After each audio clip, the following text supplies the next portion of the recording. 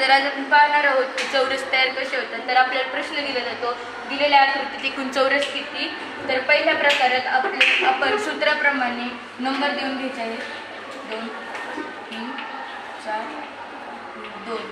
तर इथे आपण ह्याच्यात एक जोडी तयार होते, ती म्हणजे 2 आणि 4. तर इथं आपण 2 आणि 4 हे अंक लिहून घ्यायचे आहेत. म्हणजे 2 × 4 आणि उरलेला मोठा अंक म्हणजे 3. तर 2 × 4 =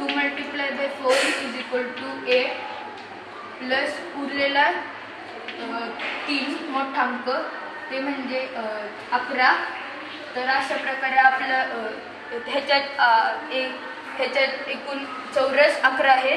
तर हा दुसरा प्रकार आहे. ह्याच्यात आपण जसं इथं सूत्र आहे तशीच इथं पण असते. तर सूत्राप्रमाणे आपण इथं अंक देऊन घ्यायचे आहेत. 1 2 3 4 2 3. तर इथे पण सेम इथं जसं होतं तसं इथं होतं, पण इथं 2 जोड्या तयार होतात. तर 1 आणि हे 2. तर इथं जसं केलं तसंच आपण इथं करायचं. 2 जोड्या तयार झाल्या की 3 × 4 प्लस 2 × 3 आणि उरलेला मोठा अंक म्हणजेच की 2. 4 3 12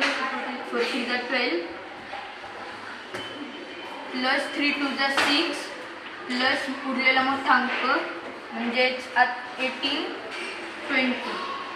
तर ह्याच्यात 20 चौरस आले.